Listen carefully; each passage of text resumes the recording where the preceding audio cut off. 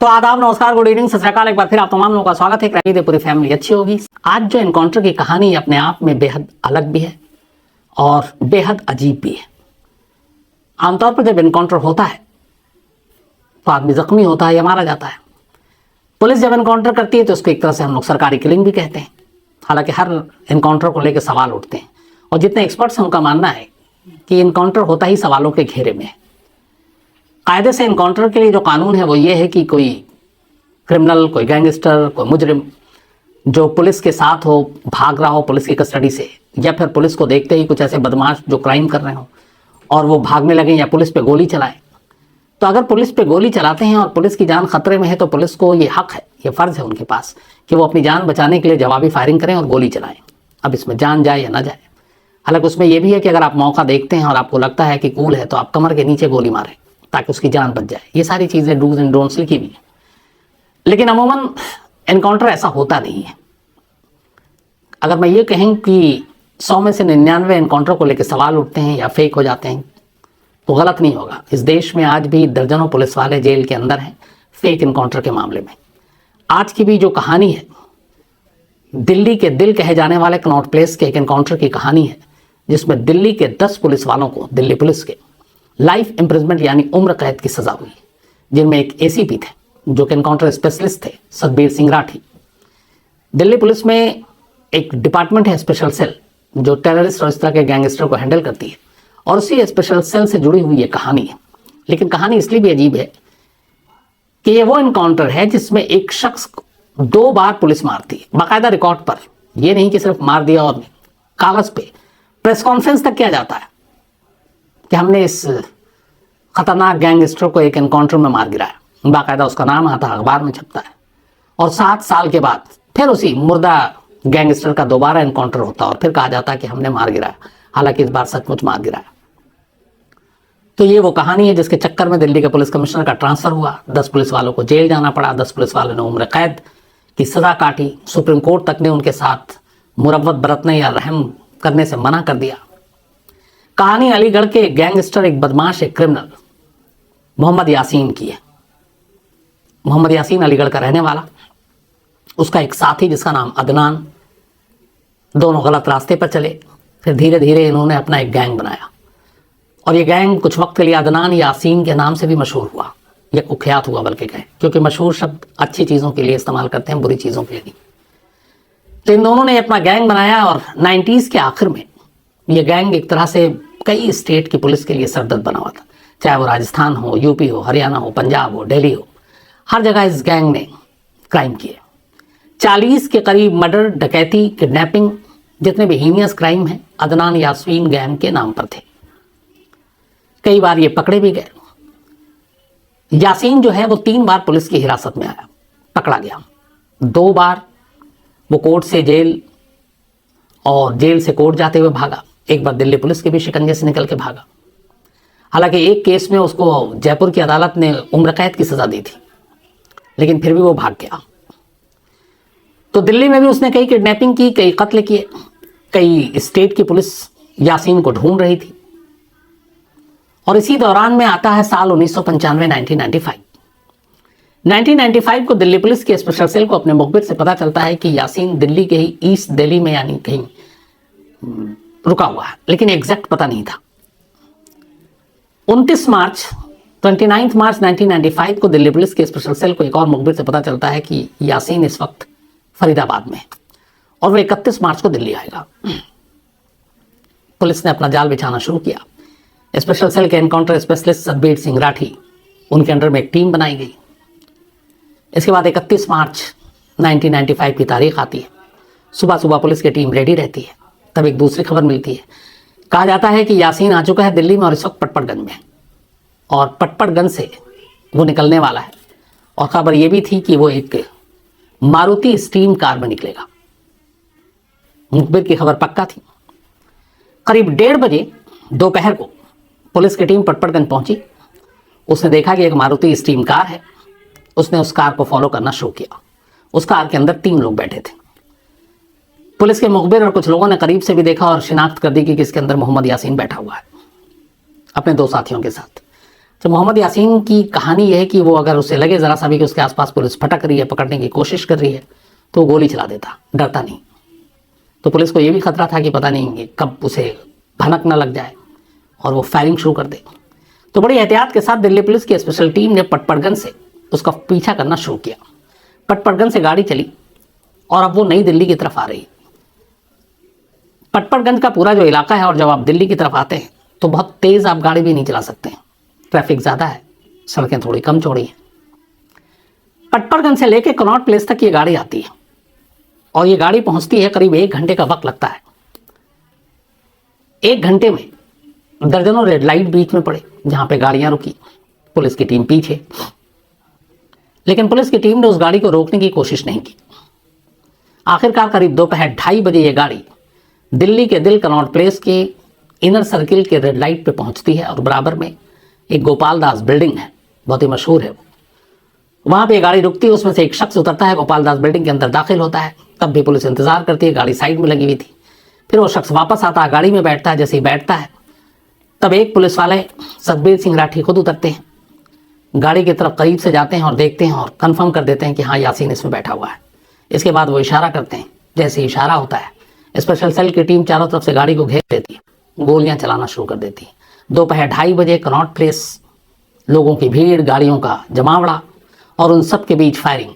लोग सन्न रह जाते हैं, लगता पता नहीं क्या है, कोई आतंकवादी हमला तो नहीं है, क्योंकि स्पेशल सेल की टीम सादी वर्दी में थी। लोग दहशत में, कोई अपनी गाड़ी तेज भगा रहा है, कोई दौड़ने लगा। इस दौरान में गोली चलाते हुए पुलिस की टीम बिल्कुल करीब जाती है गाड़ी के, विंडो से गोली मारती है आगे, फिर दूसरे शख्स को मारती है। पीछे एक तीसरा भी शख्स बैठा हुआ था, वो बड़ा गिड़गिड़ाता है कि आप लोग क्या कर रहे हैं, क्यों ऐसा कर रहे हैं, लेकिन पुलिस उसकी भी नहीं सुनती और उसे भी गोली मारती है। कायदे से पुलिस को इनमें से किसी को जिंदा पकड़ना ही नहीं था। और ये मैं नहीं कह रहा हूं, ये आगे चल के आपको पूरी कोर्ट की कार्रवाई भी बताएगी। तो वो चाहते तो आराम से पकड़ सकते थे, लेकिन उन्होंने किसी को भी जिंदा पकड़ने का सोचा ही नहीं था। इसके बाद थोड़ी देर में गोलीबारी के बाद सन्नाटा हो जाता है। पुलिस की टीम अब उस कार के अंदर से 3 लोगों को उठाती है, तीनों को लेकर सरकारी अस्पताल बराबर में वहां पहुंचती है। डॉक्टर वहां पे 2 को ब्रॉड डेड डिक्लेयर कर देते हैं। तीसरा जो था वो किसी तरह से बच जाता है और उसकी हालत नाजुक थी, लेकिन फिर भी उसकी जान बच जाती है।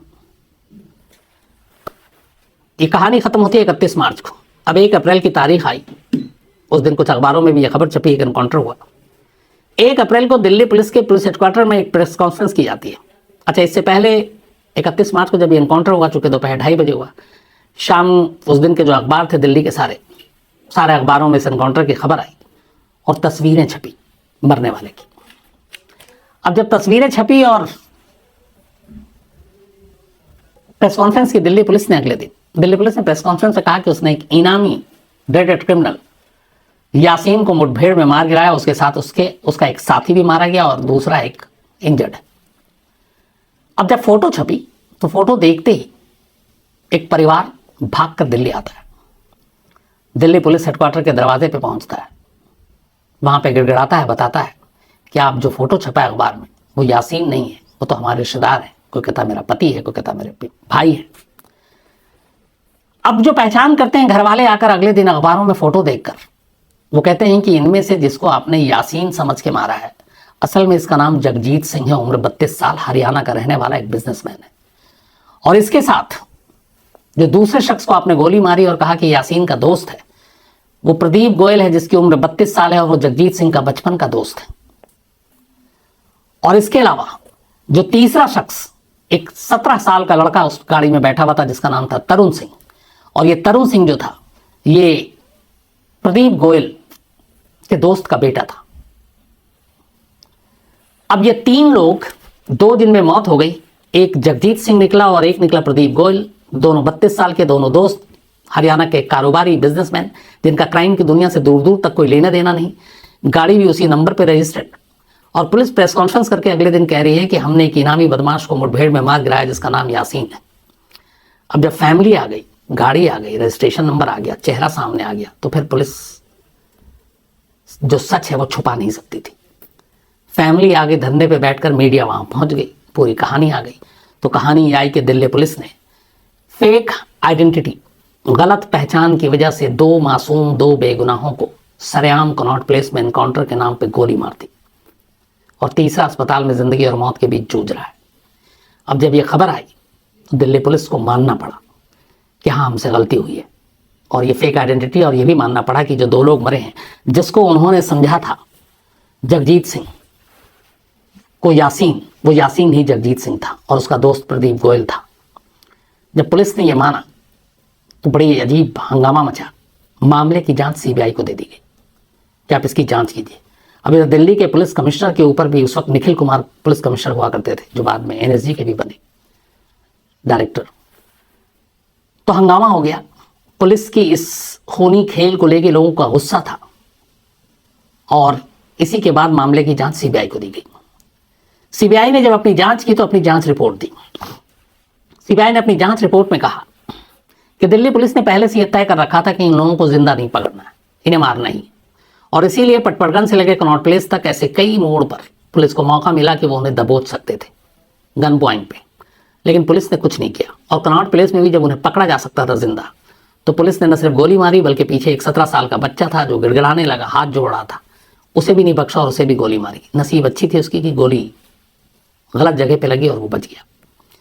तो पुलिस ने यह तय कर रखा था कि इन सबको मारना है, और पुलिस की ये दलील कि ये फेक आइडेंटिटी गलती से पहचानने में वो हो गया था, उसको भी सीबीआई ने नहीं माना। सीबीआई ने कहा कि दिल्ली पुलिस ने कहा था कि जो मुखबिर की खबर है वो ये कि यासीन ने अपना शेप बढ़ा रखा है और दाढ़ी वाड़ी रखी हुई है, जबकि यासीन क्लीन शेप था उस वक्त।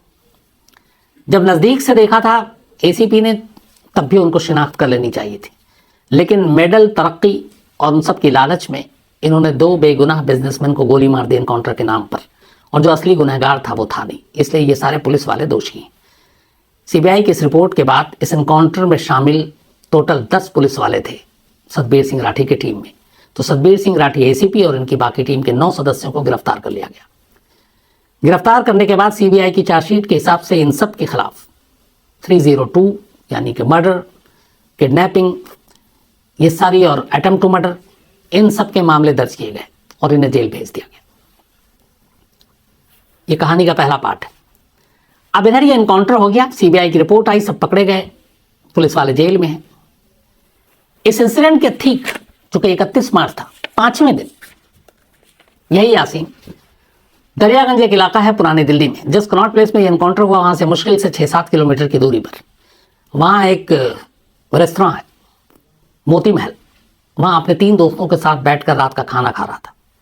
पुलिस के मुखबिर को खबर मिली, पुलिस की टीम पहुंचती है, यासीन को वहां से गिरफ्तार कर लेती है। उस एनकाउंटर के चौथे दिन, जिस एनकाउंटर में यासीन के नाम पे 2 बेगुनाह बिजनेसमैन मारे गए थे, गिरफ्तार करने के बाद उसे लाती है, उससे भी पूछताछ होती है, तो वो अपनी कहानी सुनाता है।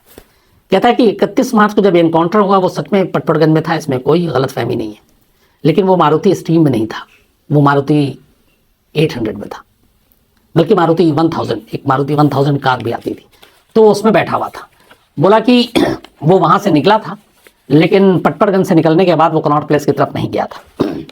तो 2 गाड़ियां थी, एक मारुति स्ट्रीम, एक मारुति 1000। यहाँ पे गलती हुई, फिर उसने बताया कि मैंने क्लीन शेव रखा हुआ था, मैंने कभी दाढ़ी नहीं बढ़ाई, और उसके फिर बयान दर्ज हुए।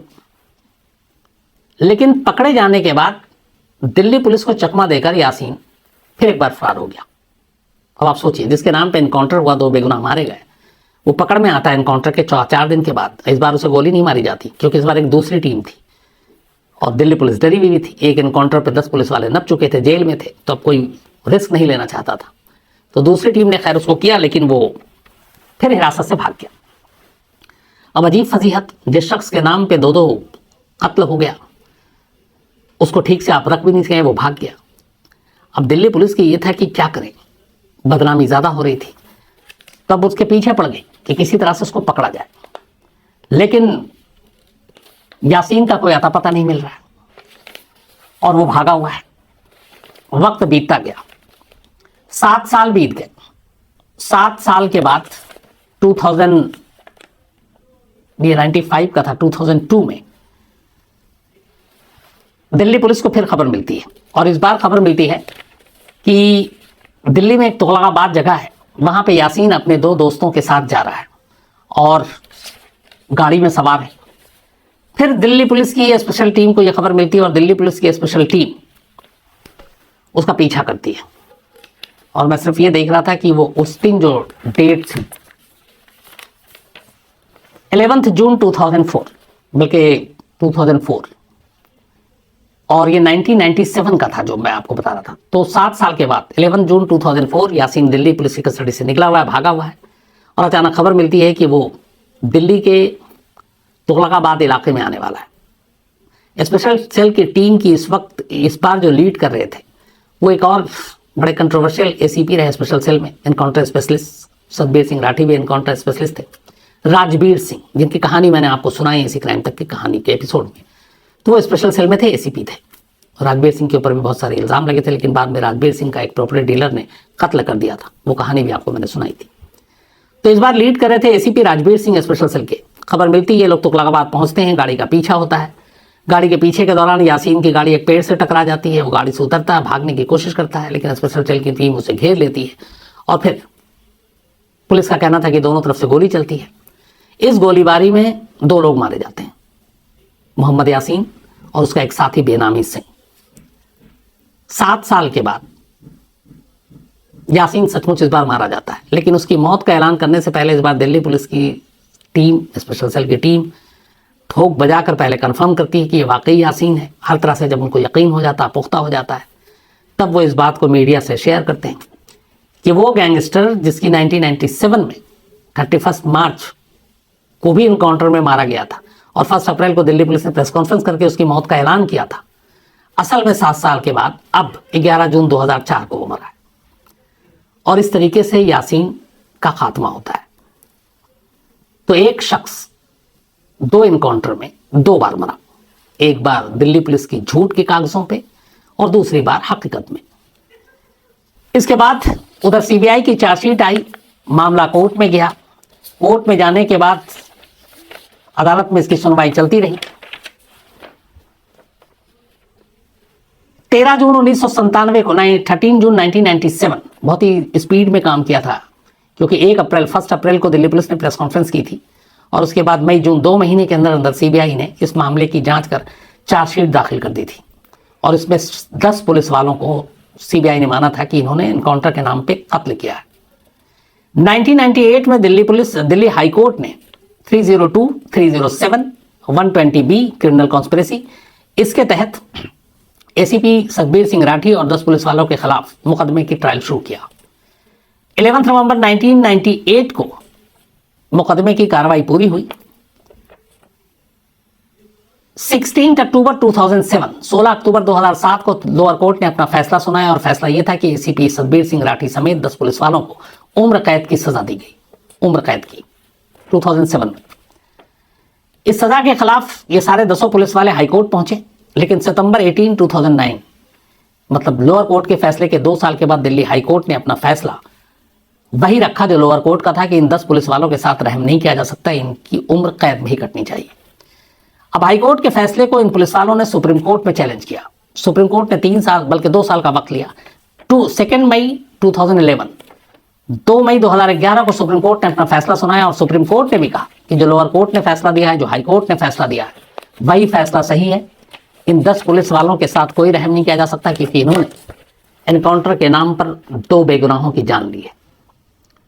इन सभी ने, पुलिस वालों ने, अपनी उम्र कैद की सजा पूरी की और चूंकि उस वक्त तक लगभग 14 साल वाली बात थी, तो इनमें से जितने भी हैं वो सब अपनी सजा पूरी कर अब आज़ाद हैं और इनकी सजा खत्म हो गई। लेकिन दिल्ली पुलिस का ये एनकाउंटर दिल्ली पुलिस के इतिहास में हमेशा एक कलंक के तौर पर देखा जाता है। और उससे पहले एक और इंसिडेंट ये हुआ था कि एक बंगाल से कोई ट्रेन आ रही थी दिल्ली, उसमें कुछ डकैत थे और दिल्ली पुलिस के ही कुछ 1-2 इंस्पेक्टर भी थे। तो वहाँ पे मुसाफिरों के साथ कुछ लूटपाट हो रही थी। इत्तेफाक से वो पुलिस वाला ड्यूटी पे था, उसने डकैतों का सामना किया, उसने 2 डकैतों को मारा भी जो ट्रेन में रॉबरी कर रहे थे। लेकिन उस गोलीबारी में वो दिल्ली पुलिस का जवान भी शहीद हो गया था। तो वो एक इंस्पेक्टर, नाम इस वक्त मैं भूल रहा हूँ, तो उसको लेके उस वक्त दिल्ली में बड़ी वो थी कि देखो कितना जाबाज पुलिस अफसर, बड़ी तारीफ सब कुछ हुई। लेकिन बाद में इस कनॉट प्लेस के एनकाउंटर ने दिल्ली पुलिस के दामन को दागदार कर दिया था। इस एनकाउंटर ने न सिर्फ 10 पुलिस वालों को जेल भेजा, बल्कि एक बेहद साफ सुथरी इमेज के उस वक्त के पुलिस कमिश्नर निखिल कुमार, उनके दामन पर भी दाग लगा और दबाव में उन्हें दिल्ली पुलिस के कमिश्नर के पोस्ट से हटाया गया, उनका ट्रांसफर कर दिया गया था आईटीबीपी में, इंडो तिब्बत पुलिस जो फोर्स है, तो वहां पे उनका ट्रांसफर किया गया। तो एक पुलिस कमिश्नर को भी हटाया गया, 10 पुलिस वाले जेल गए, 10 पुलिस वालों को उम्र कैद की सजा हुई। इस एनकाउंटर ने उस वक्त बेहद दागदार कर दिया था दिल्ली पुलिस की भर्ती को। तो यह थी कहानी उस एनकाउंटर की जिसमें एक क्रिमिनल 2 बार मरा था।